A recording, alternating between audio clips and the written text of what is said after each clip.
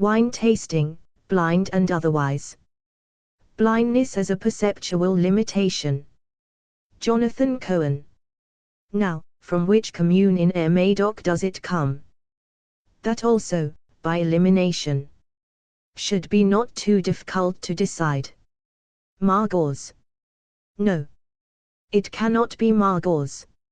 It has not the violent bouquet of a Margaux. Poilic. It cannot be Poilic, either. It is too tender, too gentle and wistful for a Poilic. The wine of Poilic has a character that is almost imperious in its taste. And also, to me, a Poilic contains just a little pith, a curious, dusty, pithy ava that the grape acquires from the soil of the district. No, no. This is a very gentle wine, demure and bashful in the RST taste, emerging shyly but quite graciously in the second. A little arch, perhaps, in the second taste, and a little naughty also, teasing the tongue with a trace, just a trace, of tannin. Then in the aftertaste, delightful, consoling and feminine, with a certain blithely generous quality that one associates only with the wines of the commune of Saint Julian. Unmistakably this is a Saint Julian. Roald Dahl, Taste Ladies' Home Journal, March 1945. 1. Introduction. In the wine world, blind tasting, tasting without knowing the wine's producer, origin, or other details obtainable from the wine's label, is consistently vaunted as the gold standard for tasting. 1. It is held out as the best, most neutral, least biased, and most honest evaluative procedure, and one that should be employed to the exclusion of non-blind /sighted tasting, which, in turn, is typically disparaged as confused, biased, or dishonest. Department of Philosophy, University of California, San Diego, 9500 Gilman Drive, La Jolla. CA 92093-0119, John Cohen at aardvark.ux.edu. 1. Some writers use the more specific terms single-blind and double-blind, though not with the usual meanings associated with these terms in describing experimental methodology. Double-blind describes tastings in which the evaluator is given no explicit information about the wine at all, and evaluates the wine only on the basis of properties she discerns by perceiving the wine in the glass. Single-blind generally describes tasting in which the evaluator carries out her evaluation perceptually after being told either a general property about the whole class of wines being evaluated, say, their shared geographic region, or the grape from which they were made, or 2. The list of producers of the wines to be tasted, but not which producer made each individual wine. I'll put these more specific terms aside for now, but will return to them in 5. 1. I think this is a mistake. Although I think blind tasting comes with some benefits, I will argue that it also carries significant disadvantages relative to sighted tasting, and that both blind and sighted tasting have different but valuable contributions to make to our overall experience of wine. My intended conclusion, therefore, is that we should abandon not blind tasting, but the exclusive preference for blind tasting. We should, sometimes, taste blind. And we should also taste sighted. But neither to the exclusion of the other. 2 preliminary points about the scope of the discussion that follows are in order. First, I do not wish to restrict my discussion of wine tasting to formal events organized around wine, occasions of competitive wine judging, vertical tastings, and the like. It won't matter to the discussion that follows whether the taster consumes a small portion of the wine, say, the 1-ounce volume, typical informal tastings, or a larger one. Nor will it matter whether the taster spits out the wine rather than swallowing it after tasting. Instead, I intend my comments about wine tasting to apply to more or less any occasion on which a person perceives wine. I take wine tasting to be a perceptual process. Usually the perceptual modalities include principally olfaction, gustation, oral somatic sensation, and vision, but one that interacts with post-perceptual, /cognitive, processes in interesting ways. But it is a process that occurs ubiquitously, and not only in rarefied settings. As such, I intend my considerations to have a reasonably wide range of application. A second point is that, though I take the tasting of wine as my nominal topic, none of what I will say about experience, evaluation, and the limits of blind tasting is limited to the domain of wine.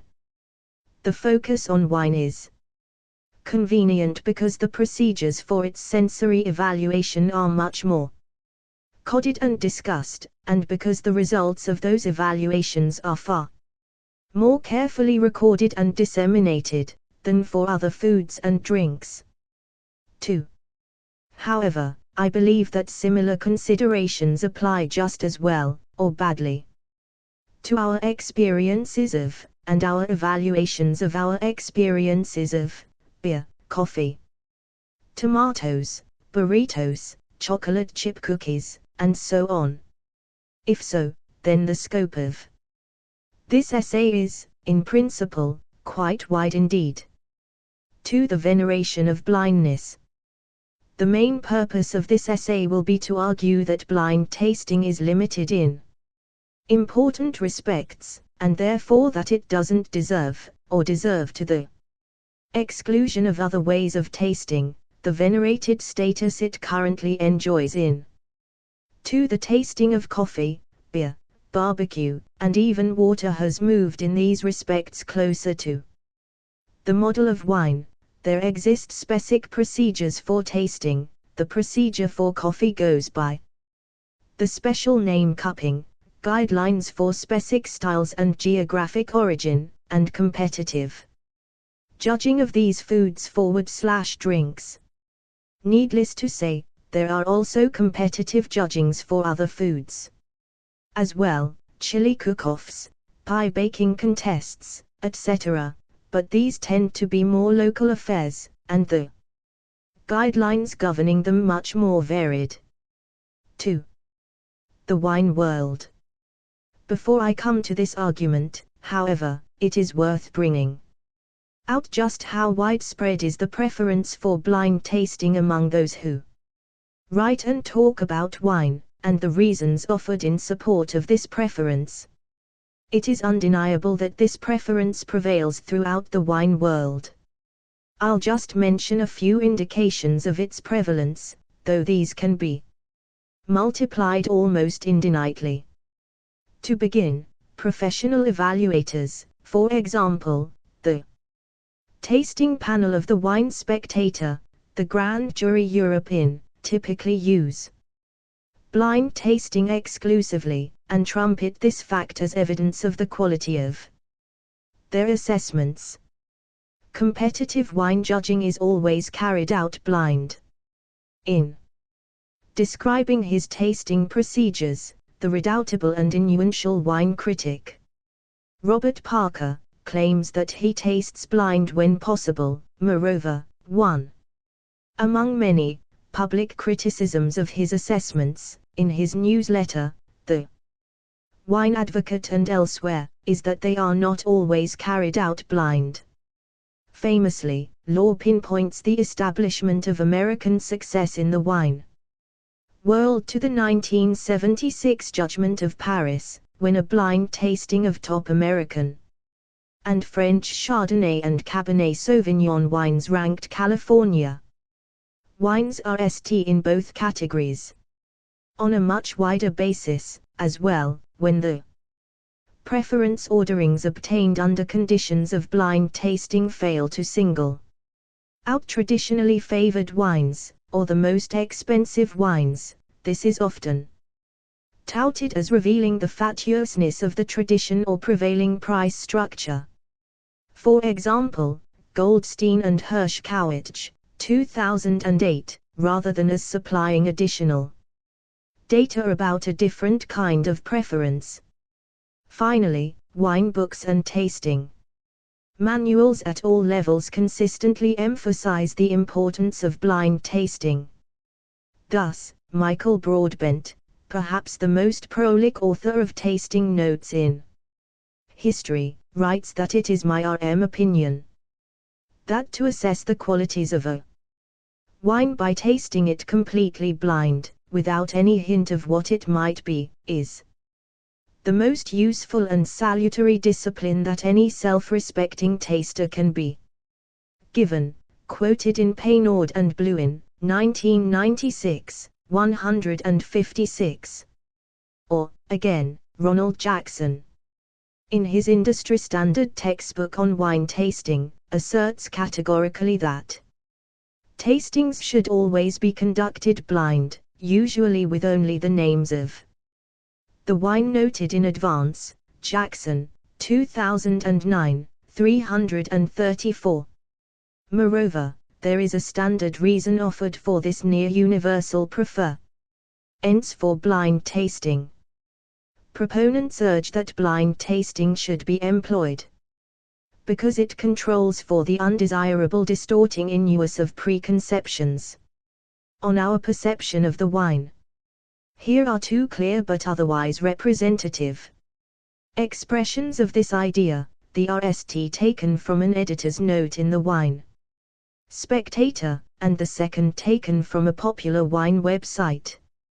We believe that evaluating wines blind ensures that our tasters remain impartial and that our reviews are unbiased, with all wines presented on a level playing field.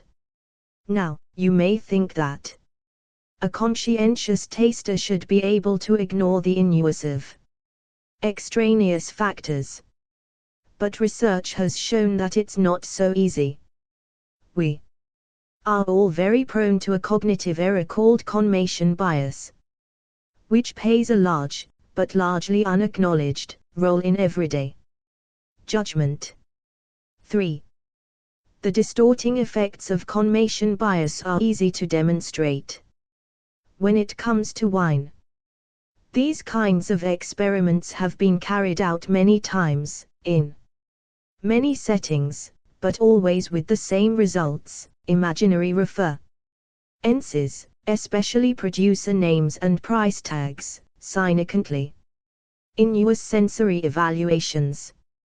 The only way for a scrupulous critic to guarantee unbiased judgments is to review wines in blind tastings. Marvin R. Shanken and Thomas Matthews, Why We Taste Blind. The Wine Spectator, the 30th of April, 2012, 7-8.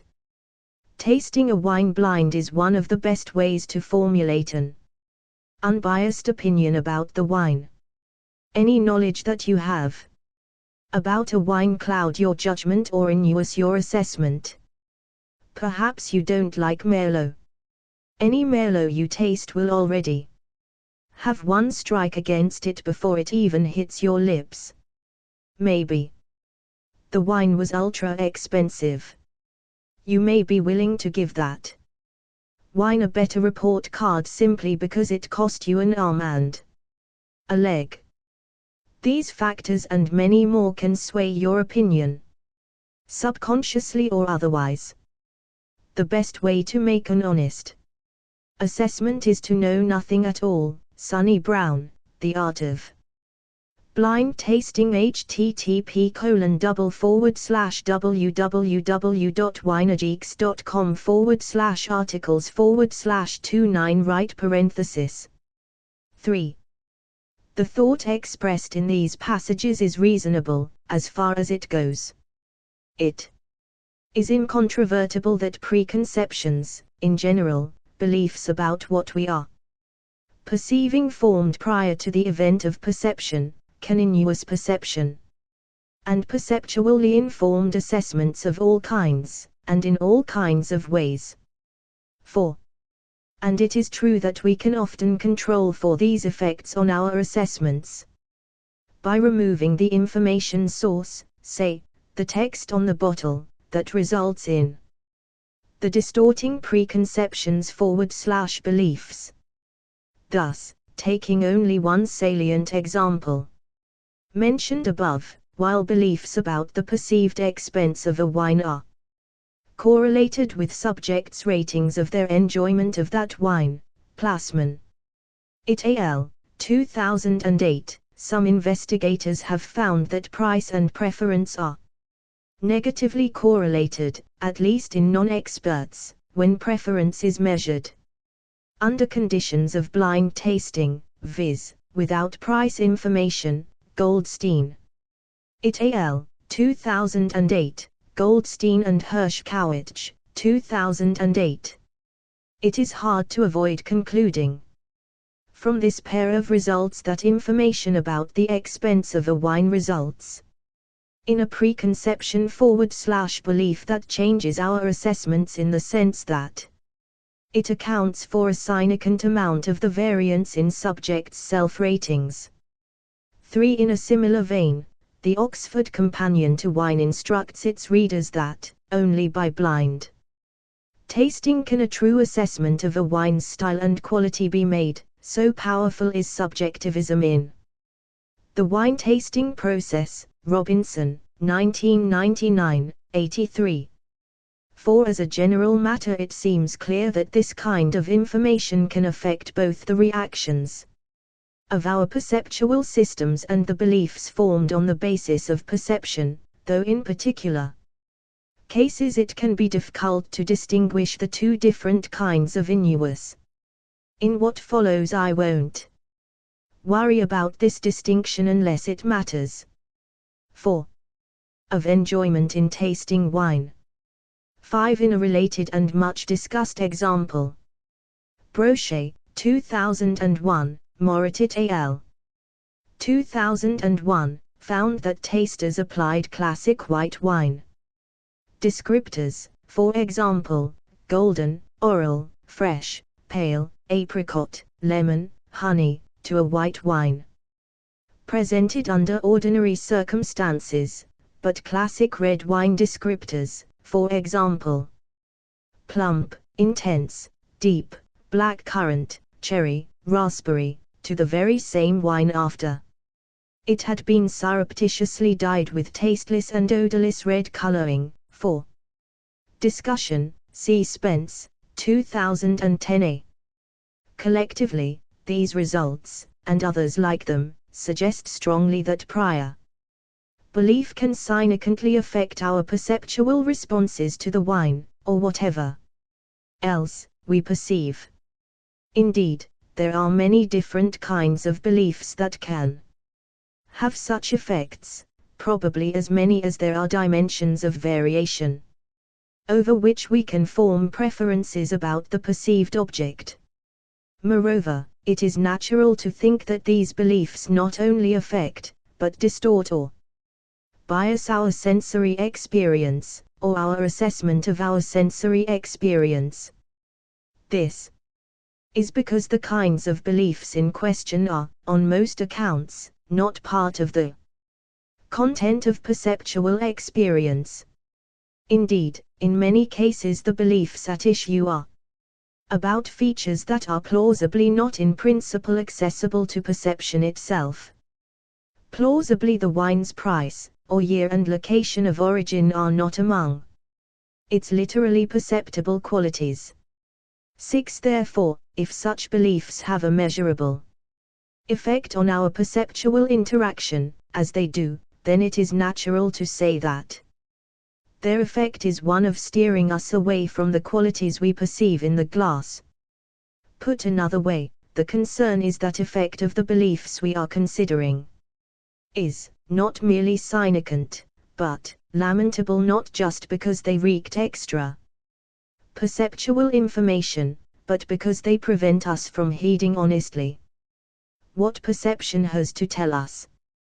It is a natural and relatively short step from the considerations adduced so far to the conclusion that blind tasting is the right prescription for the specific ills discussed. Specifically, we might hope to use blind tasting to block the unfortunate effects of prior belief on perception, be they positive, negative, or neutral, by blocking the prior beliefs.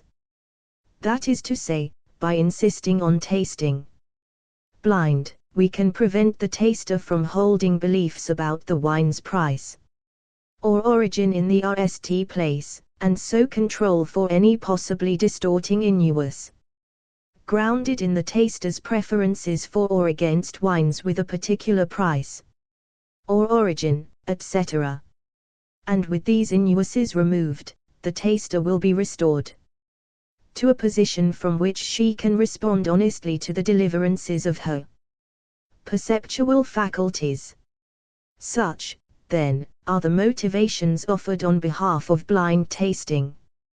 5. Here I assume that individuals' preferences in this domain, as measured by self-reports by Goldstein et al., track ratings of the enjoyment, as measured by Plasman et al. Both by subject self-reports and by increases of neural activity in the orbitofrontal region of the cerebral cortex. I am also ignoring differences between the subject pools used in these two experiments.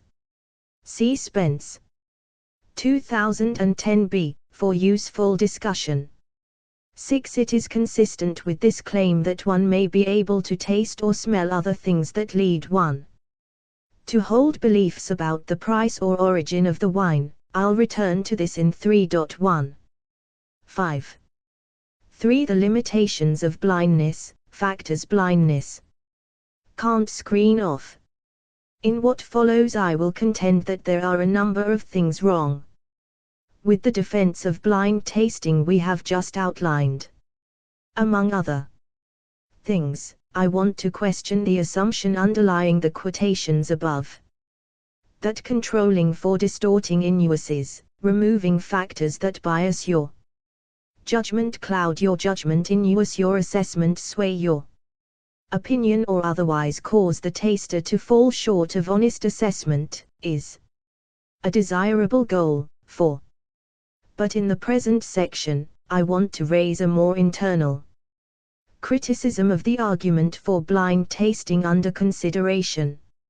Namely, I'll offer a pair of reasons for doubting that blind tasting can succeed in controlling for the innuences it aims to screen off, putting aside the question of whether this is desirable, as its proponents claim.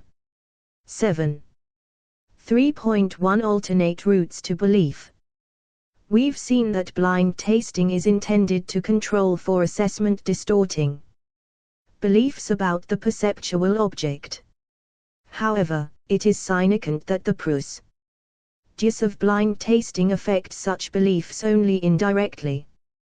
What distinguishes blind from sighted tasting is that the former prohibits the taster from employing specific sources of information about the perceptual object, say, from the shape of the bottle, the words on the label, testimony about the methods of production.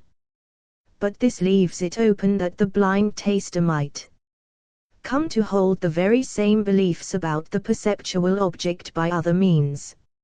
Specifically, as a result of perception and perceptually informed inference. And that those beliefs might subsequently affect her perceptual experience. To see this point, recall that, in his defense of blind tasting quoted in 2, Brown worried that a hypothetical Merlot-hating taster's perceptual encounters with a sample would be negatively affected by learning, by reading the wine's label, that sample was made from Merlot grapes. But now we can imagine a taster operating under blind tasting procedures who comes to form the very same sort of belief, and in whom this belief affects negatively subsequent perception. For example, suppose the taster begins by blind tasting the wine at T1, and then forms the belief at T2 that it was made from Merlot grapes. Perhaps she reaches this conclusion from its medium weight and body, plum and berry avers, ishy mouthfeel, low/medium levels of tannin, and other qualities she perceives in the wine at T1. Suppose then that she goes on to taste the wine again at T3, but now with the belief, formed at T2, that the wine was made from Merlot grapes, and with the standing dislike of wines of that varietal. The experience of this taster at T3 is in relevant respects. 7. I do not claim that all sources of information are equal in importance or range of perceptual or post-perceptual effects. In particular, I do not hold, and nothing in what I say below turns on assuming that the information blind tasting succeeds in screening off is more or less significant to perceivers than the information blind tasting doesn't succeed in screening off. 6. Exactly like that of the taster who tastes the wine after reading its label, in both cases, prior belief can affect negatively the taster's perceptual experience of the wine. 8. Blind tasting won't preclude this scenario, since the imagined taster forms the distorting belief at T2 on the basis of the evidence that blind tasting allows, viz., from that supplied by her perception of the wine at T1, plus standing background belief.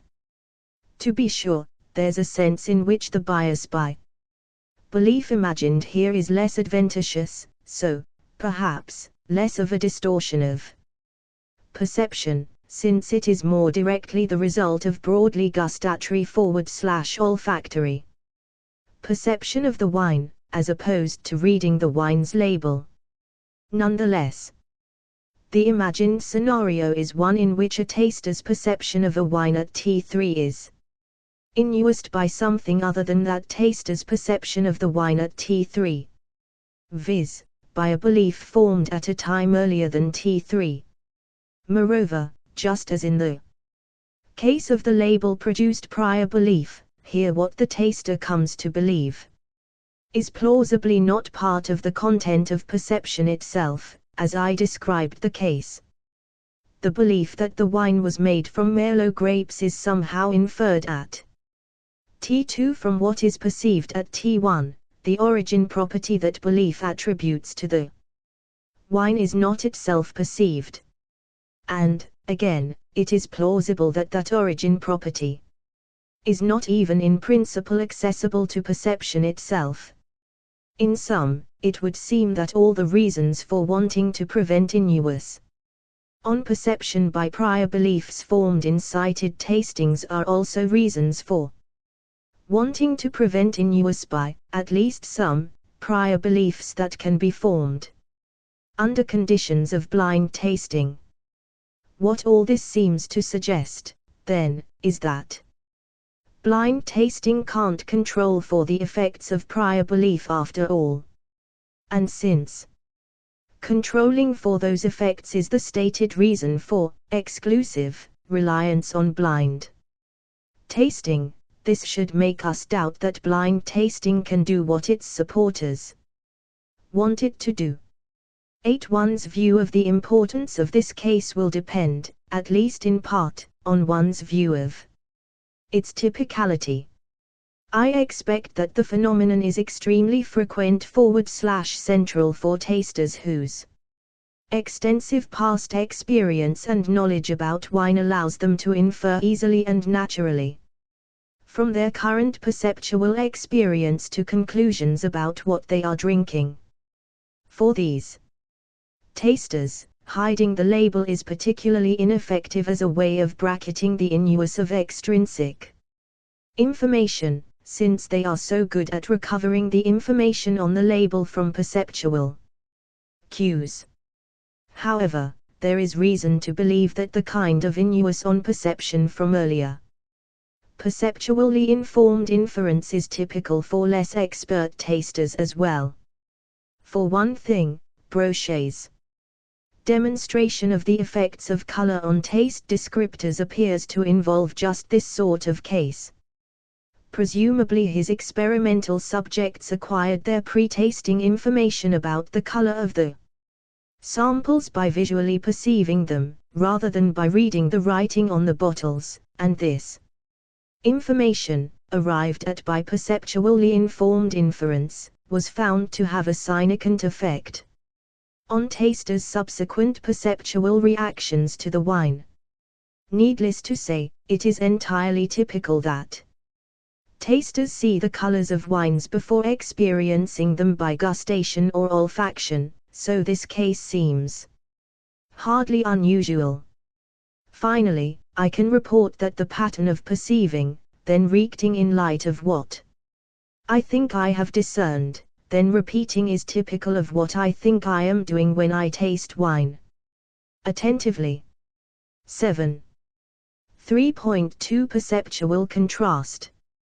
Whatever one makes of the problem just described, there's a related, and much more significant, concern about whether blind tasting can do the things its proponents claim as advantages, a concern connected with the effects of perceptual contrast. Though the term covers a vast amount of ground, the phenomenon of perceptual contrast can be roughly described by saying that our perceptual responses to a stimulus are affected by, not only intrinsic features of that stimulus, but contrasts with what is perceived in the spatio-temporal vicinity of that stimulus. Perceptual contrast is ubiquitous and much studied, though much more widely discussed in relation to vision than other modalities. Just to give the other, one illustrates an instance of simultaneous lightness contrast. Although the two central patches depicted here are qualitatively intrinsically identical, the perceptual system represents them as different in color because of the different ways in which they contrast in lightness with surrounding items. 9. Similarly, in audition, we ND that it is much easier to detect variations in pitch, say, while tuning a guitar string, by contrasting the target against other simultaneously or successively perceived tones. In each of these cases, the perceptual system reacts differently to objects, depending on how they contrast with other perceived items. Specifically, the perceptual system reacts in a way that emphasizes contrasts between a target and other items perceived. This means that our perceptual representation of a target is variable as a function of other perceived items. O will be perceptually represented one way when perceived with O1, viz., in a way that emphasizes the contrast between O and O1, and perceptually represented in a different way when perceived with O2, viz., in a way that emphasizes the contrast between O and O2.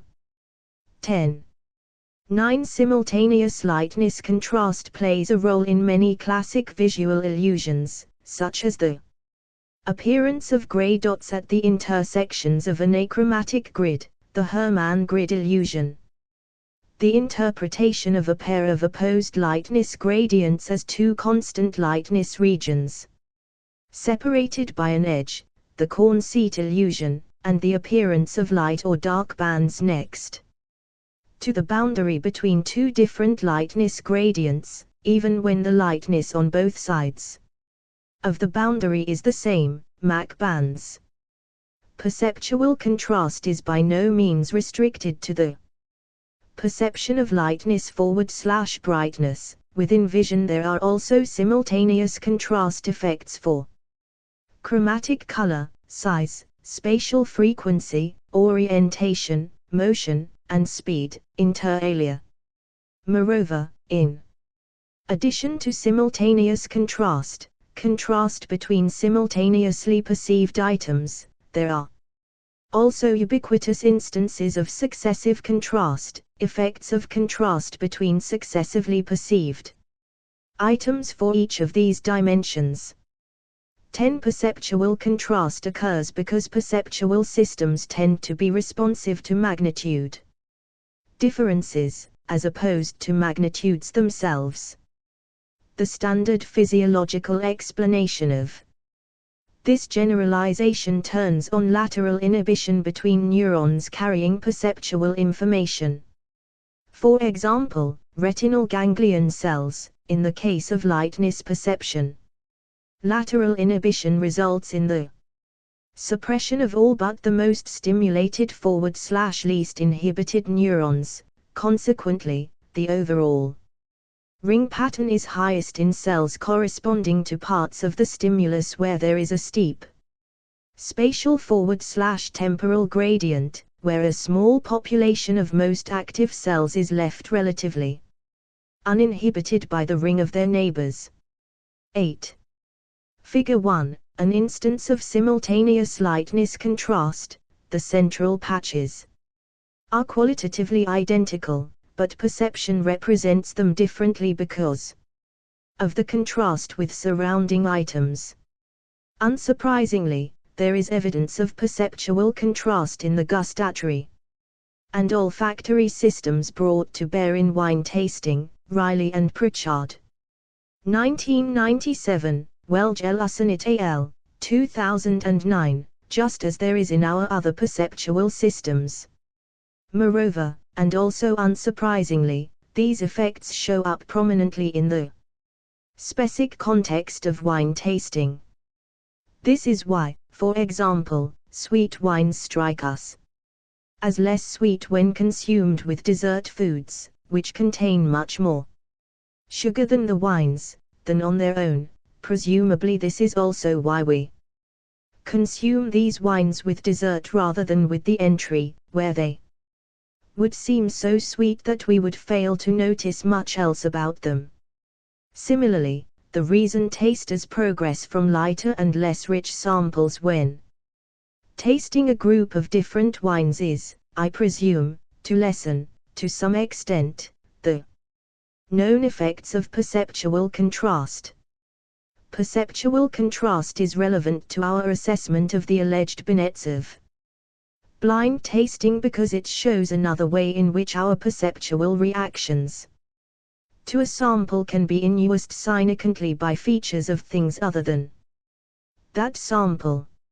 Or, rather, since features of things other than the sample can always be redescribed as extrinsic, or relational, features of the sample, the phenomenon of perceptual contrast shows that our perceptual reactions to a sample are deeply induced by something other than the intrinsic features of that sample. It is worth emphasizing once again that kind of induce under discussion is not merely hypothetical. For example, when, because of perceptual contrast, idiosyncratic features in particular samples are magnified when tasted in large groups of similar category, this will often make the idiosyncratic instances seem unbalanced or out of proportion. It is partly for this reason that, as Kramer, 2010, 41, notes, Chablis typically shows poorly when tasted in the 9.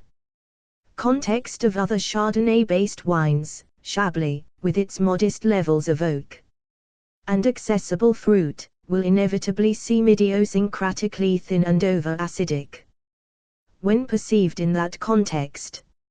11. When this happens, the taster's perception of the Chablis is significantly, negatively affected by a completely extrinsic feature of that wine, viz., its having been tasted by this particular taster after her having tasted something else with more available fruit. Of course, all the reasons for wanting to screen off the innuous of belief on my current perception of a target O are equally reasons for wanting to screen off the innuous of features extrinsic to the current perception of O on my current perception of O. Again, if my perception of a foil object O0 at T0 affects my perceptual reaction to O at T, this is just to say that perceiving O0 at T0 prevents me from taking in what perception tells me at T about O itself. It will then bias cloud my judgment, innuous my assessment, sway my opinion and prevent honest assessment.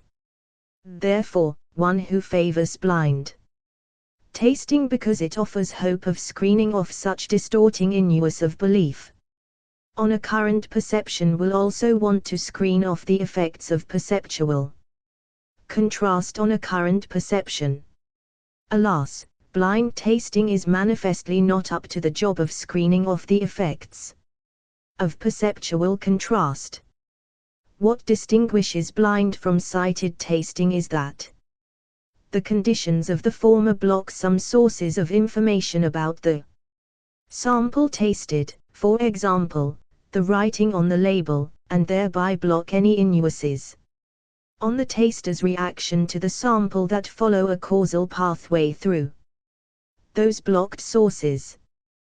But the innuous on a taster's perceptual reaction to a target sample O from perceptual contrast to other perceived samples is causally independent of the informational sources that blind tasting blocks. Perceptual contrast doesn't depend on reading a label or hearing testimony about a wine's provenance, therefore, blind tasting won't prevent the innuous of perceptual contrast on our perceptual reactions to a sample. This is not to say that there are no methods for controlling for the innuous of perceptual contrast. The standard method, familiar to psychophysicists who face this problem routinely, involves neutral adaptation. Neutral adaptation involves the thought that, if our perceptual reaction to O is innuised by whatever else we perceive in the spatio-temporal vicinity, then the best way to control for this innuous would be to perceive nothing other than O, or as close to nothing as possible, in the spatio-temporal vicinity. Thus, in experiments on visual perception, psychophysicists often require subjects to adapt to darkness for a period preceding the presentation of crucial stimuli. In work on auditory perception, subjects are adapted to silence, etc. 12. There are two compatible ways to think about how adaptation controls for perceptual contrast. On the RST, what is important is not so much that adaptation fully obliterates 11. Another likely element in the story is that the large tasting format is more conducive to the appreciation of typical non-Chablis Chardonnay features, for example, big fruit, oak, than it is to the more subtle features of typical Chablis, for example, minerality. 12. Obviously the length of the required adaptation is a crucial experimental variable. Typically, one wants the shortest interval such that, after adaptation of that length, contrast effects become statistically indiscernible. 10. All effects of contrast, but that every distinct target item is presented in the context of, hence, reacted to in contrast against, the very same comparison. Consequently, even if there is some residual contrast effect on our perceptual reactions to target items, it will be a residual effect of contrast with the very same context. The second way to think about the use of adaptation involves the idea that the adapting stimulus is chosen to be as neutral as possible along as many dimensions as possible: darkness in visual experiments, silence in auditory experiments. Presumably the motivation is that we want our perceptual reactions to react, as much as possible, just the innuendo itself has on our perceptual systems. We want the reaction to react the contrast with the perception of nothing, to the extent that that is possible. Could analogous methods could be extended to the wine tasting setting to control for effects of perceptual contrast on our perceptual reactions to wines? I don't see why not. The obvious suggestion, by straightforward analogy, from what we have said about controlling for perceptual contrast in vision and audition, is that tasters should adapt over a measured temporal interval to a neutral of a, for example, plain water, between samples. The implementation of this procedure does not seem to me to be especially onerous, especially in light of the considerable resources devoted to wine tasting as it is now carried out. 13. I see no reason to doubt that this procedure would be helpful in controlling for the innuence of perceptual contrast in wine tasting. 14-15. 13. Indeed, the proposed procedure may carry an additional side benefit, because it would slow down the taster's consumption of wine. It might be expected to lessen or at least slow down her loss of perceptual acuity due either to overstimulation, palate fatigue, or inebriation. 14. Two caveats are in order. First, I don't know what temporal interval would be required to control for the kind of perceptual contrast under discussion, although I suspect the relevant effects are sufficiently short-lived that they could be controlled for practically, unlike, say, the effects of perceptual contrast caused by eating large amounts of garlic, which can persist in some individuals for days. This is, of course, an empirical question. Second, it is worth bearing in mind that perceptual contrast is not the only source of extrinsic innuence on our perceptual reactions, and that, in particular, it won't help in controlling entirely for the effects of perceptual memory. Thus, a taster who perceives sample O1 at T1, who adapts to plain water between T1 and T2, and then perceives sample O2 at T2 may have laid down perceptual memories of O1 that affect her tasting of O2 at T2. Neutral adaptation between the samples may weaken the effect of perceptual memory by making it more difficult for the taster to access memorial information about the initial sample, but plausibly won't eliminate it altogether. A better strategy for controlling for the effects of memory, also one that is used routinely in psychophysical contexts, is to present the samples multiple times to each perceiver, always randomizing the order, and to average out differences between trials. 15. In my experience, and as far as I can tell, adaptation to plain tap water is not part of the standard practice for tasting wine, even in very formal, competitive judging scenarios, even though blind tasting most assuredly is. I find myself oscillating between two reactions to this state of affairs.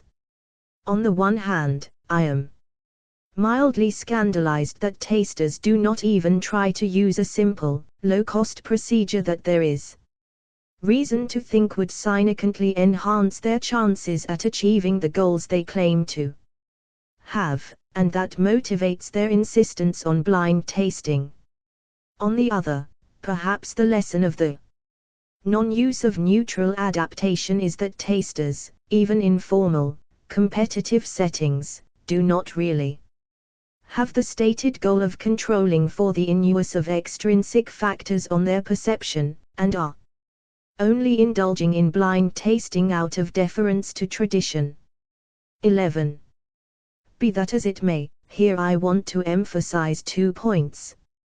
First, perceptual contrast is, like the innuus of beliefs derived from slightly earlier perceptual encounters with the same sample discussed in 3.1, a genuine, conned way in which our perceptual response to a wine is significantly affected by factors extrinsic to the sample we taste. And second, blind tasting is incapable of controlling for either of these kinds of innuus. Therefore, if the point of blind tasting is, as claimed, to control for innuus on our perception of a target O by factors extrinsic to O, then blind tasting cannot be expected to do the job that it is advertised to do. For whence control, blindness and the aims of tasting.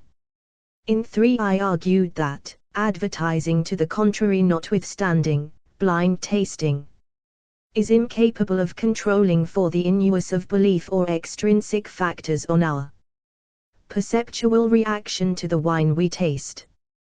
But this invites a prior question: why should we hope to control for such factors in the RST place?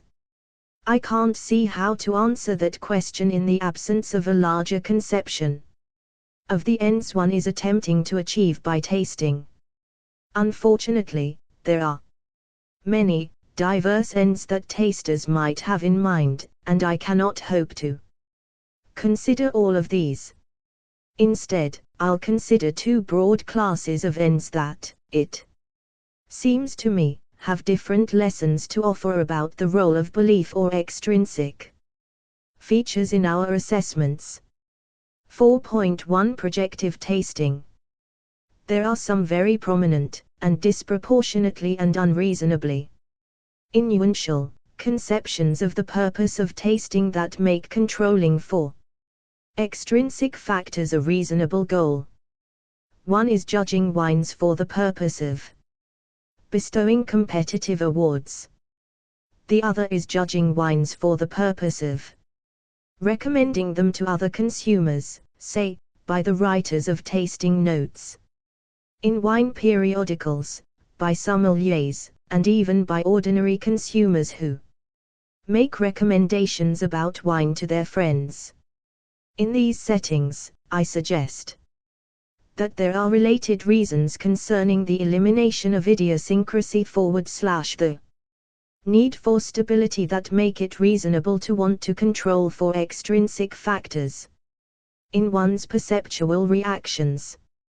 Both the competitive wine judge and the recommender of wines to other consumers must, like all other tasters, evaluate based on their own perceptual experience. Crucially, however, it is central to the purposes of these tasters that their evaluations predict something about the experiences other tasters will have, in other conditions, when they taste the same wine. These tasters, in particular, are engaging in what we might call projective tasting. They aim to project from the experience the wine causes in them to the experience the wine will cause in others. To see why this is so, suppose a taster's 12. recommendation for purchase reads only idiosyncratic dimensions of the perceptual reactions of this single taster in this single perceptual condition. In this case, it is hard to see why a different taster, who will taste in different conditions, would recognize any force in the recommendation. 16. The putative recommendation loses its value as a recommendation if the recipient expects that the recommender's perceptual reaction, presumably what made her recommend the wine, is not predictive of the recipient's perceptual reaction. Similarly, if the judge in a wine competition awards on the basis of idiosyncratic features of his perceptual reaction, it's hard to see why that assignment of merit should be worth attending to at all. Again, the judge's assignment of merit to some wine loses its force as a mark of quality if it is connected only to the idiosyncratic response of that judge in that perceptual condition, and is not at all predictive of the response by other tasters, in other perceptual conditions. 17. These considerations suggest that a competitive wine judge or a taster who recommends wines to other consumers might want to set aside what is idiosyncratic about her perceptual reactions to wines.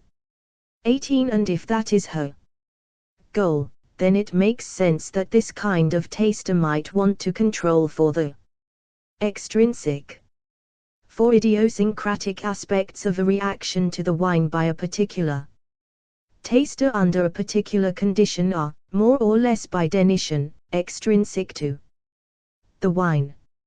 Therefore, controlling for extrinsic factors is one, perhaps overbroad, but effective, way of screening off a kind of innuendo that projective tasters will want to screen off.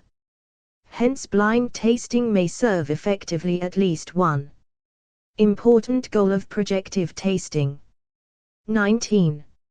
16. Here I am thinking of both what we might call interpersonal idiosyncrasies, the general standing distaste for merlots that I harbor but that you do not, and intrapersonal idiosyncrasies about the perceptual conditions, that the tasting occurs in an unusually warm room, of after having eaten very sweet food, or very acidic food, etc.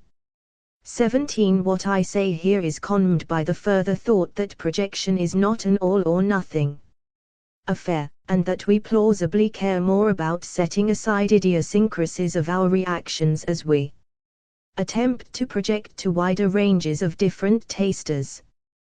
Thus, for example, the taster who projects about only her own future experience from a current tasting, say, in a decision about what to serve for herself next week, or about what to buy more of, will want to set aside temporary idiosyncrasies, but will care much less about setting aside any permanent personal idiosyncrasies than the taster who projects to the wide readership of her wine newsletter or the judge at an international wine competition. 18. In this connection, sommeliers, wine retailers, and wine judges will often describe recommending wines that they themselves dislike. This makes sense if, as I am suggesting, their recommendations amount to positive evaluations of a projection to the experience of other tasters, rather than their own experience. 19. Dwight Furrow, P.C., suggests a further reason that might motivate blind tasting in projective settings. Because projective tasting is often the basis for a purchasing recommendation for its audiences, wine producers not infrequently lavish gifts, samples, trips, etc., on, and develop personal relationships with influential projective tasters. Those tasters may reasonably wish to avoid the impression of having favored wines on the basis of such gifts or special relationships, and so may use blind tasting to screen off, at least one route to information about the connection between these goodies and the wines they taste. One concern at work here is that, unless we screen off such information, tasters might dishonestly innate their evaluations of weaker wines or debt their evaluations of stronger wines to satisfy commercial interests. Beyond issues of dishonesty, the instance at hand strikes me as a 13. 4.2 Non-projective tasting. However, the number of occasions on which people taste to serve the ends described in 4.1 is pretty obviously dwarfed by the number of occasions on which people taste for other reasons. Most of us will never serve as judges in official or unofficial wine competitions, and I conjecture that even those tasters who do serve as judges end up tasting much more frequently in non-competitive settings. Some of us may sometimes make suggestions about preferred wines to other consumers, perhaps most significantly when the other consumers in question are later time slices of ourselves, but I take it that this is not the main purpose almost anyone has in mind in tasting, and it is not the most significant element in shaping the way we perceptually interact with wine. On the contrary, I take it that we taste mainly because doing so confers some complex mix of sensory and intellectual pleasures. Given that this is so, it is not vital that we taste in a way that facilitates projection to the experiences of other tasters in other perceptual conditions. Therefore, the motivations offered for controlling for extrinsic factors in cases of projective tasting are inapplicable to the kinds of non-projective tasting almost all of us do, almost all of the time we encounter wine. This, by itself, doesn't quite show that blind tasting is unmotivated for non-projective tasting, for it leaves open the possibility that there is some other reason for controlling for the inus of extrinsic features on our perceptual appreciation of wine and that apply to non-projective cases. However, while I can imagine some such initially plausible additional reasons, I do not believe that they withstand scrutiny. The most powerful such motivation I can imagine comes from the thought that only by setting aside what is extrinsic will be able to assign credit or blame for whatever enjoyment or lack of it that we get from the tasting experience to the wine, rather than anything else. Here's an analogy designed to demonstrate the plausibility of the proposed motivation. Socrates' wife Xanthip may be very beautiful indeed, but we wouldn't on that basis want to credit Socrates with beauty. On the contrary, the beauty of Xanthip counts as, at best, an extrinsic feature of Socrates, the kind of feature of Socrates we would do well to ignore when assessing the visual appearance of Socrates. Similarly, then, when perceptually assessing a wine, we might strive to employ a procedure that assigns credit or blame for the enjoyment, non-enjoyment, of the tasting experience to the wine itself. That is, we might favor an evaluation procedure that ignores extrinsic features of the wine, lest we credit or blame the wrong party. But, on reconsideration, this proposed motivation is unpersuasive. To begin, while it is true that we wouldn't regard Socrates as beautiful on the special case of the worry about idiosyncrasy and projection, the thought is that I should set aside the evaluative boost a wine gets from being associated in my mind with the kickback I received from commercial wine production, because that boost is idiosyncratic to me. I can't project a similar experimental boost to other tasters who experience the wine without having received the kickback. As I say, these sorts of considerations strike me as reasonable motivations for blind tasting in projective cases. 14. Strength of his wife's appearance. This shows only what should have been obvious anyway, that not just any extrinsic features of Socrates counts toward his beauty. And, of course, that falls short of showing that our evaluation procedures should ignore extrinsic factors. Indeed, reaction on the example suggests just the opposite. For when we attribute beauty to Xanthip, /ugliness to Socrates, it appears that our assessments depend crucially on extrinsic features of Xanthip, /Socrates. We call Xanthip beautiful and Socrates ugly because of our reactions to their visages, reactions that are Surely not intrinsic features of Xanthip and Socrates. 20. Nor is this an isolated case. There are many other properties, for example, embarrassing, humorous, enjoyable, that we attribute in a way that crucially depends on, and so does not control, 4. Extrinsic features of their bearers. Moreover, in none of these cases is there a worry that the things to which we attribute such properties on the basis of their extrinsic features target the wrong bits of the world. The reactions in me make it true that Xanthip is beautiful.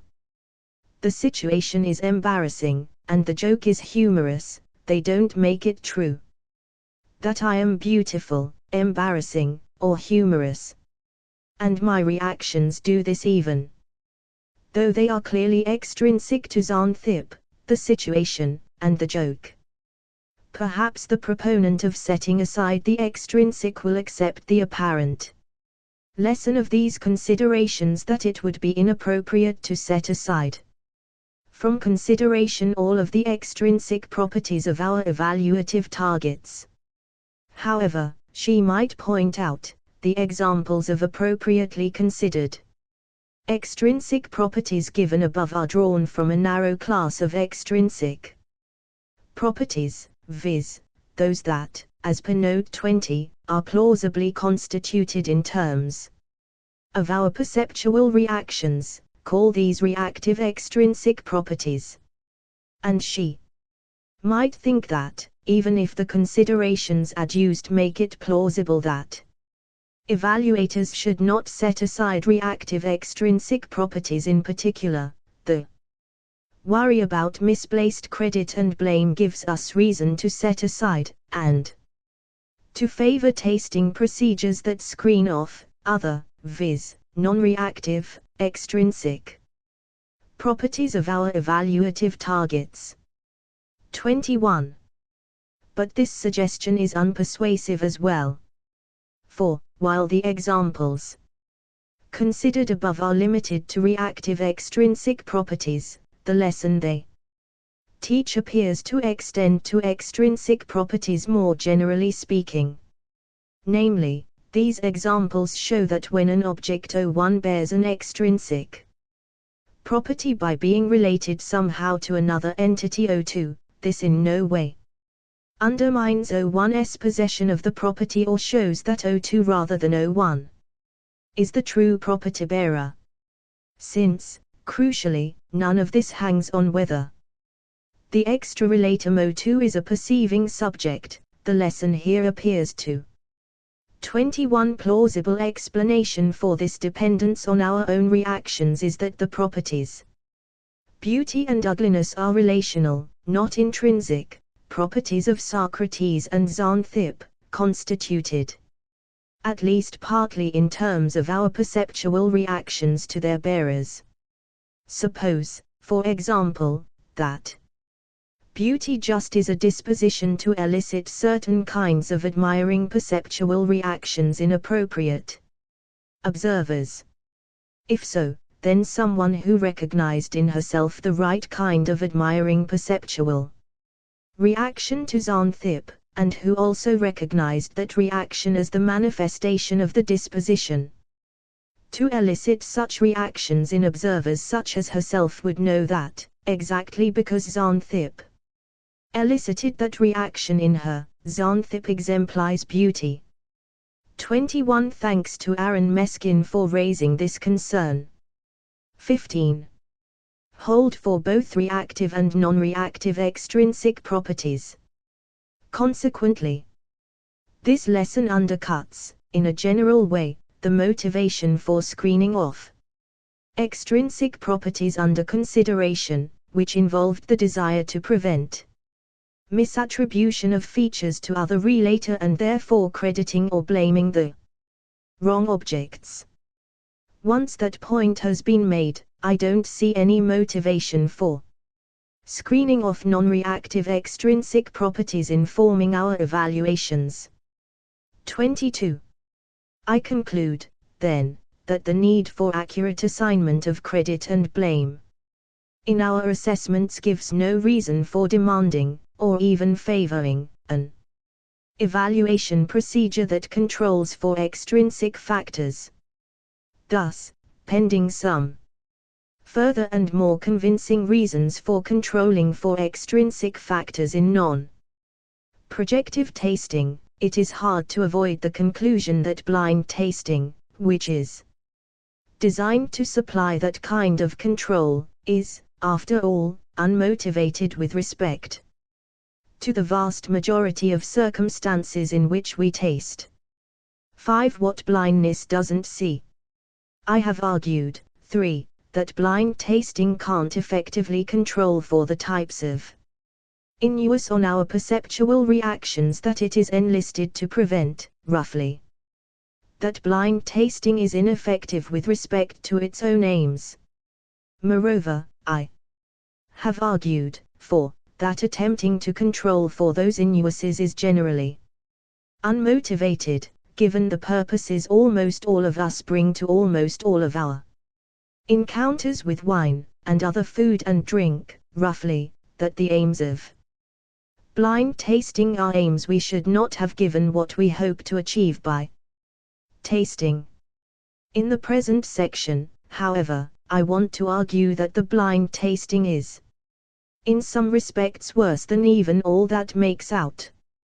This is because, in several kinds of cases that I'll describe below, blind tasting not only fails to do what it is advertised to do, but positively prevents us from perceiving things we want to perceive in tasting wine.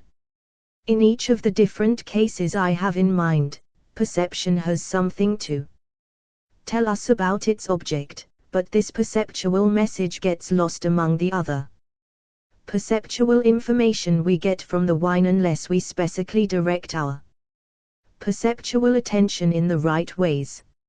Of course, the trouble is that directing attention in this way requires knowing in advance something about where to look, and this is exactly the kind of knowledge that blind tasting, when it works, puts beyond our reach. The moral of these considerations is that because it prevents this sort of top-down modulation of perceptual attention, blind tasting, like other forms of blindness, is an obstacle to perceptual apprehension of the world. 23. 22. I would add that it's not immediately obvious that blind tasting does successfully screen off non-reactive extrinsic properties. Thus, even granting that that end could be motivated, it would remain to be seen whether blind tasting would bring us any closer to its achievement. 23. Caveat: I believe that blind tasting can and often does impede our perceptual apprehension of the world in these ways, not that it must, and certainly not that it must in every case. Specifically, it might fail to have the negative effects discussed below because of a limitation that came up in 3. Conditions of blind tasting needn't always prevent the taster from arriving at beliefs about the wine's origin, composition, etc. by perceptually informed inference subsequent to her RST taste.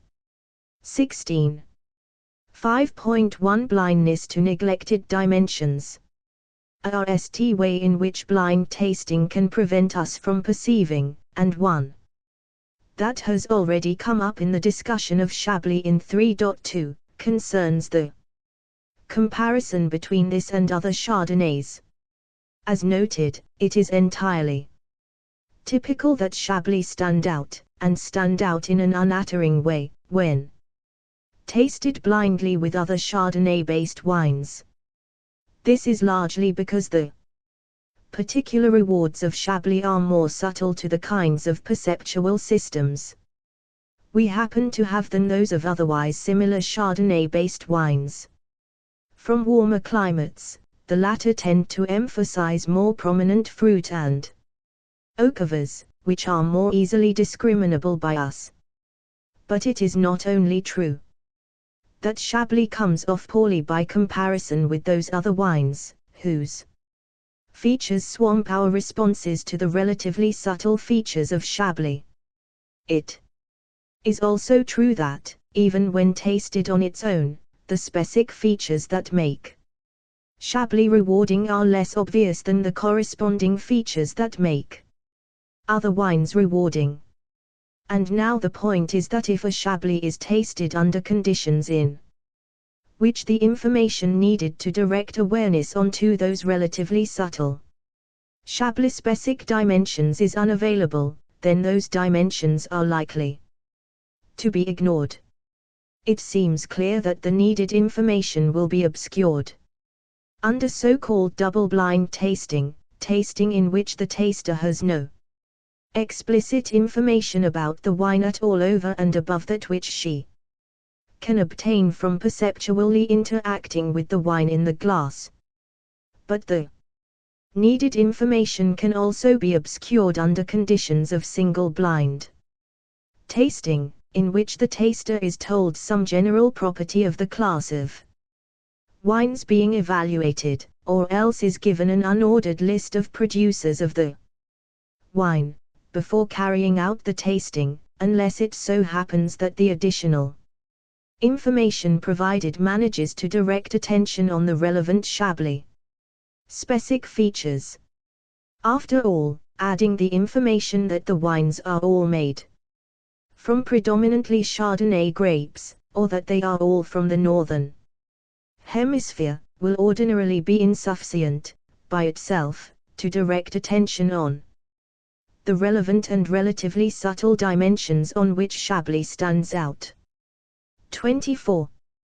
Thus, both double-blind tasting and much single-blind tasting, unless set up correctly in advance, will impede our appreciation of a wine, like Chablis, that excels along dimensions that are relatively subtle to the particular kinds of perceptual systems we happen to have.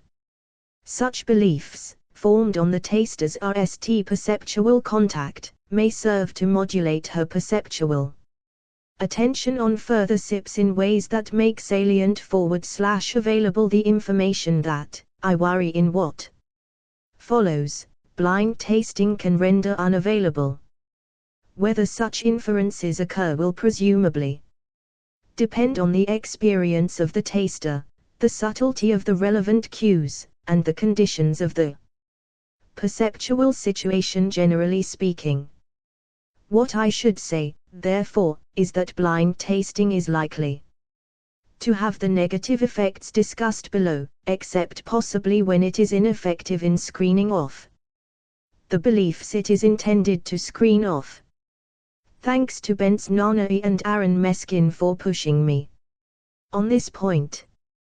24. Indeed, to the extent that single-blind tasting does fare better than double-blind tasting with respect to the problems discussed here and elsewhere in this section, it does so because it puts limits on blindness, viz., it allows the taster access to more information.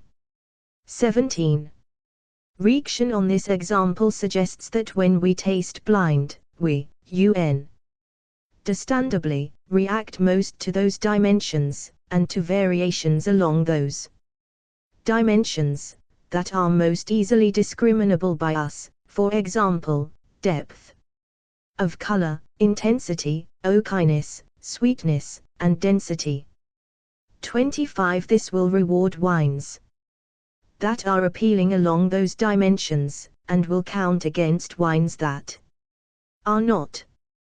But, of course, wines that are not appealing along those dimensions can have much to offer on other dimensions that, under conditions of sighted tasting, we can know to attend to. If our goals in tasting, then, include exploration of the diverse wines in the world, and what they have to offer on their own terms, then we serve those goals poorly by relying exclusively on blind tasting. 5.2 Blindness to grouping. A second, and related, way in which blindness can impede rather than aid our aims in tasting wine is by preventing us from isolating particular dimensions of similarity or difference. I've already pointed out that tasting blind makes us blind to the sometimes relatively subtle dimensions along which particular wines excel, or otherwise. But sometimes part of what makes a wine interesting is the comparison it bears to a group of other wines chosen for some specific purpose, a specific purpose that will be hidden if we insist on blind tasting. For example, knowing the sample before me is a New Zealand Pinot Noir makes me want to ND the commonalities and differences between what is in this glass and wines from Oregon or Burgundy made from the same grape. But I can't search for those commonalities and differences without RST having the information about the origins of these wines that blind tasting makes unavailable. Significantly, the additional information about origin is helpful, not because it adds to the array of perceptually available features of the sample. Rather, it is helpful because it directs attention to particular components of that array. But because perception is such a rich source of information about its objects, components of its contents are easily lost among the sheaf if they are not singled out by attention. The point now before us is that blind tasting prevents us from directing attention to, as it might be, geographically rooted dimensions on which a pair of samples might be expected to be interestingly similar or different, and therefore prevents us from appreciating this potentially perceptually available information. And, again, this is not only true of double-blind tasting, but also of single-blind tasting except in those instances where the extra information made available to tasters before their perceiving the wine happens to single out the interesting groupings at issue.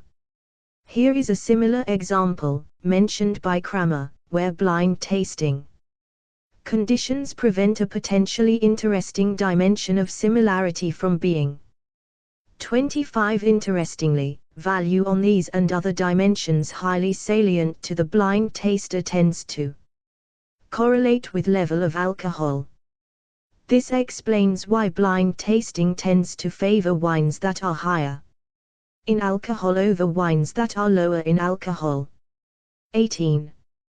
Picked out for special attention among the mass of information supplied by perception. Within the vast area of Chianti Classico, there's a little nook that cradles 3 superbly distinctive Chianti Classico estates that all share a strong taste similarity: Castello della Pineretta, Fattoria, Monsanto, and Isole Eolena. In a blind tasting, you may like one or another of this trio, but I doubt that even the most acute taster would spot the commonality among them in a large lineup. It's readily seen, though, when you knowingly serve them together. Kramer, 2010, 26. Once again, it is important to see from this example that the interesting within group comparison at issue will be lost not only under conditions of double blind tasting, but also under many single blind conditions, namely, all those single blind conditions in which taster's attention is not specifically focused on the shared features of this particular subgroup. Thus, for example, adding the information that all the wines in a large group are from the Chianti Classico, as might be done in a large single blind tasting, won't single out the particular subgroup of 3 that Kramer mentions. 26. Consequently, tasting these wines single blind with only the addition of this general geographic information about the larger group, or, for that matter, with the addition of any other piece of information that fails to single out the subgroup of 3, will allow tasters to miss out on a potentially useful comparison. Similarly, much of what is interesting about a vertical tasting is the opportunity to locate what the wines have in common and what distinguishes one from another. The vertical tasting is an opportunity to factor apart the components in our perceptual reactions against a known backdrop of what unites and what separates the different wines. Suppose we know that the wines are alike in varietal composition but not geographical origin, or in origin but not year. Then when we taste them we direct our attention to aspects of similarity in our perceptual reactions to them, which we then conclude are due substantially to their common origin, as it may be, and aspects of difference in our perceptual reactions to them, which we then conclude are due substantially to the differences in weather conditions in the years in which they were produced. Of course, this sort of factorization doesn't work except by reference to knowledge of what is held constant and not constant in the group. But Condi 26 objection, while what Kramer says might be right for ordinary tasters, he is wrong to doubt that the most acute taster would miss the commonality. On the contrary, the specific expertise of the Chianti expert gives her a better chance of noticing the subgroup under conditions of single or double blind tasting. Therefore, at least for this kind of taster, blind tasting might not be such a bad thing. Reply: first, even if the objection is correct in what it says about expert tasters, the point stands with respect to everyone else, and I take it there are very few experts in the relevant sense, and that even such experts are unlikely to have similar expertise with respect to wines from outside Chianti. Second, because framing effects due to grouping and perceptual contrast are remarkably persistent under education/experience, I am inclined to agree with Kramer's prediction even as it applies to tasters extremely familiar with the wines of Chianti. 19. Options of double-blind, and much single-blind, tasting are designed specifically to deprive the taster of such a backdrop of knowledge. Indeed, blind tasting prevents the taster from even appreciating the group as a group for which there is a backdrop worth having to structure perceptual attention. For this reason, the exclusive blind taster loses the ability to benefit from such comparisons as fully as tasters who employ a wider range of strategies. 5.3 Blindness to category. There is another, related, way in which blind tasting, by removing information about the categories in which the wines we taste fall, can fail to serve our ends. In tasting, this is because whether and how the features of a wine affect our overall appreciation depend crucially on the category against which we carry out our evaluation. Double-blind tasting prescinds from all such category information, and single-blind tasting prescinds from much of it. Consequently, blind tasting of both kinds compromises our ability to assess the features that we do succeed in noticing in our perceptual encounter with the wine.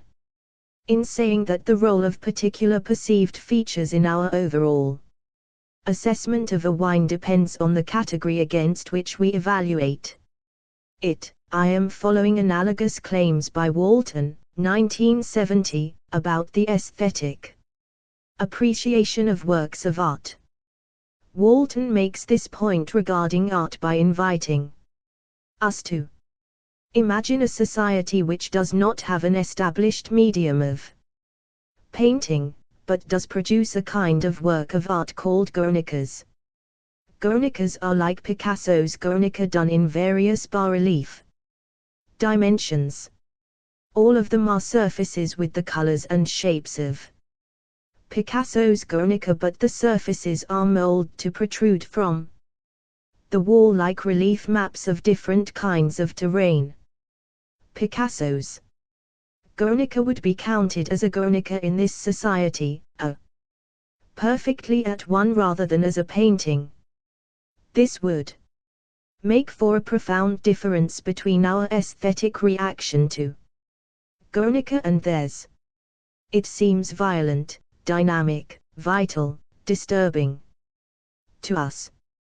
But I imagine it would strike them as cold, stark, lifeless, or serene and restful, or perhaps bland, dull, boring. We do not pay attention to or take note of Guernica's sadness. This is a feature we take for granted in paintings, as it were. But for the other society, this is Guernica's most striking and noteworthy characteristic. What is expressive about it? Conversely, Guernica's color patches, which we nd noteworthy and expressive, are insignificant to them. Walton, 1970, 347. I want to urge that, just as the question whether the three-dimensional atness of a putative art object goes centrally in our aesthetic evaluation, depends on the category against which we evaluate that object, so, too, the question whether specific features in a wine go in our perceptual evaluation depends on the category against which evaluate that wine. Specifically, the 20. Assessment of particular features in a wine often depends on particular geographical and varietal categories. Thus, the presence of petrol notes and acidity are standard, and, indeed, plausibly a virtue, in a mature Alsatian Riesling, but non-standard, and, indeed, plausibly or, in, say, a young California Zinfandel. This is because the categories under consideration, mature Alsatian Riesling, young California Zinfandel, come with quite different contingent, historically conditioned norms that govern local winemaking practices and the proles of the resulting wines. Given the different norms at work, the absence of petrol notes and acidity counts as a norm violation for an instance of the one category but not the other. 27. However, once again, blind tasting is designed to make unavailable information about the categories against which to evaluate particular wines. Double-blind tasting is designed to make all such information unavailable. And single-blind tasting is designed to make much of it unavailable, and encourages us instead to assess those wines based wholly on what is in the glass. Consequently, if I am right that this sort of categorical information is crucial to assessing the features we perceive when we taste, then the exclusive blind taster won't be in a position to carry out those assessments. 5.4 Blindness to relevant absences. A special case of the problem about blindness to category discussed in 5.3 involves the perception of absences in particular. An absence, like a present feature, can be positive relative to one category, but negative relative to another. Returning to an example discussed above, an absence of petrol notes and acidity is presumably a positive feature relative to the category of young California Zinfandel, but is a negative feature relative to the category of mature Alsatian Rieslings, as in the case of present features. Then, the inaccessibility of category assignments to the blind taster will prevent her from making informed assessments that turn on absences that are standard or contrastandard for the category. But the situation is in one way worse for absent features than it is for present features. It is in the nature of an absence that it is not ordinarily salient unless the perceiver is looking for it. If I don't know to look for the petrol notes and acidity in the sample I taste, then I ordinarily won't conclude from my perception of the wine I taste that those particular features are absent. Once again, knowing the geographical, varietal category of the wine will often direct the taster's perceptual attention on the relevant dimensions, so the taster with this information will be in a position to respond to relevant.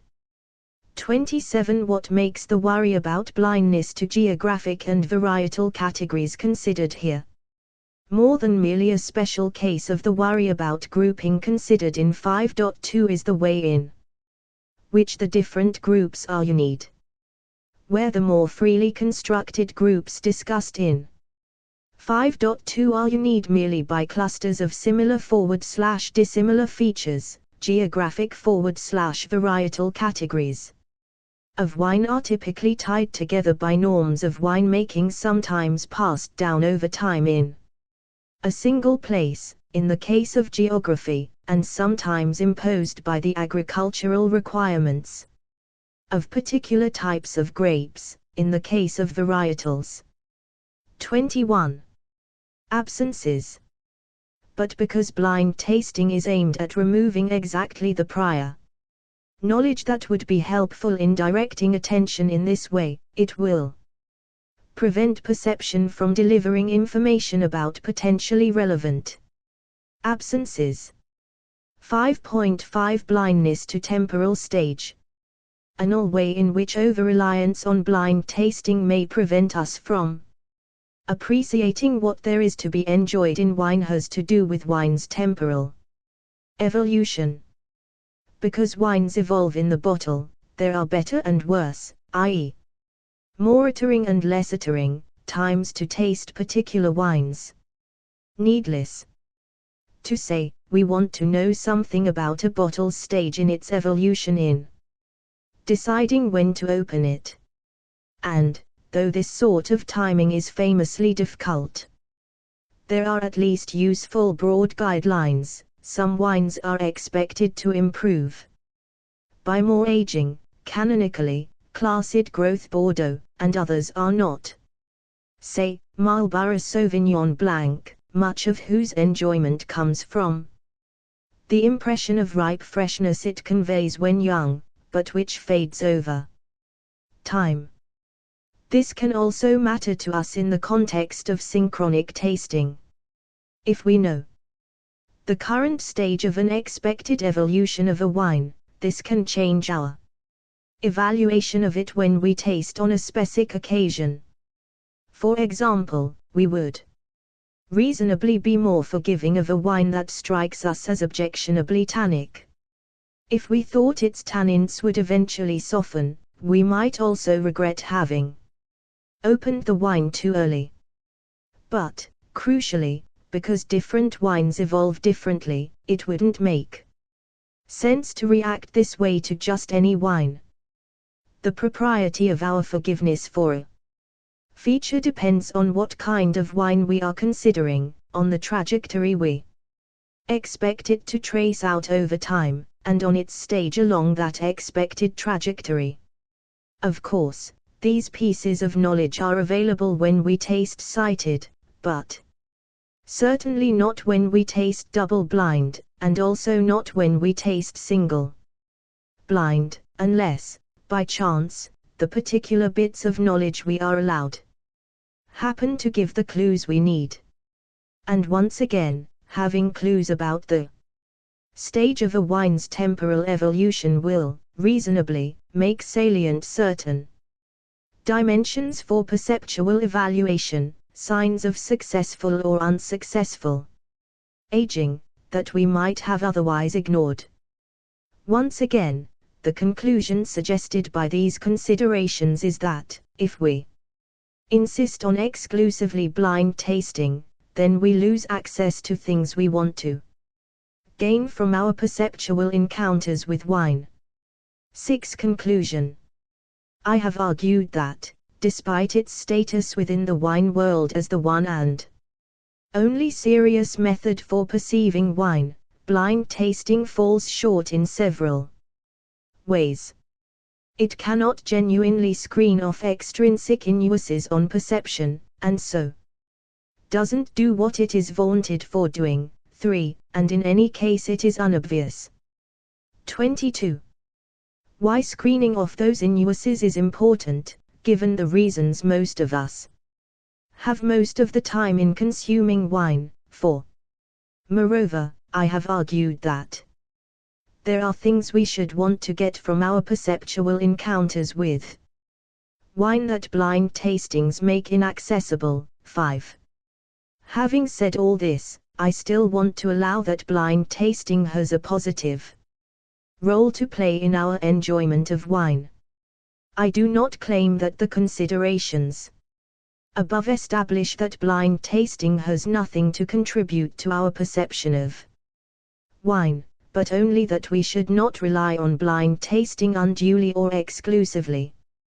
As I noted in 2, our perceptual reactions to a given wine under conditions of blind tasting are indeed different from our perceptual reactions to the same wine under conditions of sighted tasting. And, just as I have emphasized throughout the foregoing that the latter type of reactions are in no way second class or erroneous, I see no reason that the former set of reactions should be disregarded. Instead, I suggest that blind reactions and sighted reactions can reveal different things about their objects that can be useful and interesting in different ways.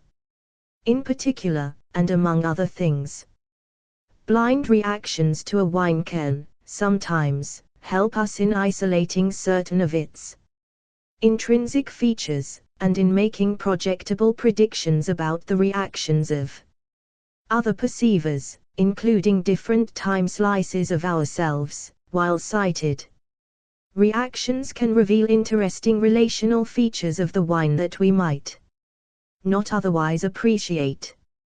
The right reaction to this situation, it seems to me, is not to rely exclusively on any one set of experiences of a wine, but instead to gather a range of different perceptual reactions, exploiting each for the purposes it serves best. The collection of perceptual reactions to a given wine that are available to a single taster is large and heterogeneous, because there is potentially interest, and therefore value, in all of the members of this collection. We would do well to adopt a pluralist attitude toward wine tasting, so as to derive as much as possible from a wine. We should taste it blind, and neutrally adapted, and we should taste it sighted. 28. We should taste the wine by itself, and with many different foods. We should taste it with other wines of like and unlike types. We should taste early, and taste often. 29. References: Brochet, F. 2001. Tasting, Chemical Object Representation in the Eld of Consciousness. Miss, General Enology Laboratory, Talents, France. 28. And in that order, since one can't return to the conditions of blindness after the information from sighted tasting is made available. 29. Thanks to Kent Bach, David Brink, Craig Corleder, Nancy Cartwright, Dwight Farrow, Fiona McPherson, Aaron Meskin, Bence Nonai, Barry Smith, and Charles Spence for helpful discussion and comments on earlier drafts. Thanks also to audiences at the workshop on wine expertise at the University of London in Paris, the Philosophy Today conference in Mexico City, Grossmont College, and UCLA, who heard versions of this material and whose many excellent suggestions have substantially improved the paper. 23. Goldstein, R. and Hershkowitz, A. 2008. The Wine Trials, 100 Everyday Wines under $15 that beat $50 to $150 wines in brown bag blind tastings. Fearless Critic Media. Goldstein, R. Olmenberg, J. Dreber, O. Emerson, J. Hirschkowitsch, O. and Katz, J. 2008. Do more expensive wines taste better? Journal of Wine. Economics, 3, 1. Jackson, R. 2009. Wine Tasting, A Professional Handbook. Academic Press, New York. Kramer, M. 2010. Matt Kramer on Wine, a matchless collection of columns, essays, and observations by America's most original and lucid wine writer. Sterling Epicure, New York.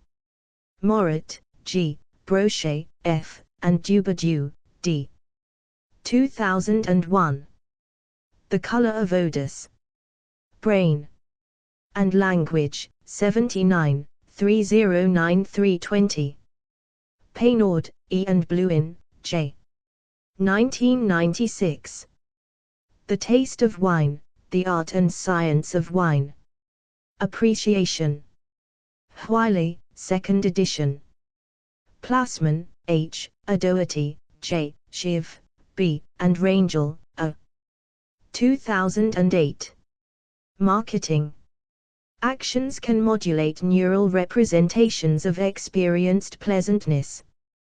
Proceedings of the National Academy of Sciences, 105, 3, 1050 1054.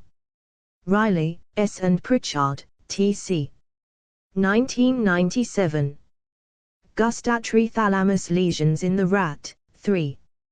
Simultaneous contrast and auto-shaping. Physiology and Behavior, 62, 6, 1355. 1363. Robinson, J., Editor, 1999. The Oxford Companion to Wine. Oxford University Press, New York, 2nd edition. Spence, C. 2010a. The Color of Wine, Part I. The World of Fine Wine, 28, 122129. Spence, C. 2010b. The Price of Everything, The Value of Nothing. The World of Fine Wine, 30, 114121. Walton, K. 1970. Categories of Art. The Philosophical Review, 79, 3, 334367. Welge-Ellison, O., Husner, O., Wolfensberger, M., and Hummel, T. 2009. In Use of Simultaneous Gustatory Stimuli on Orthonasal and Retronasal Olfaction. Neuroscience Letters, 454, 2, 124 128. 24.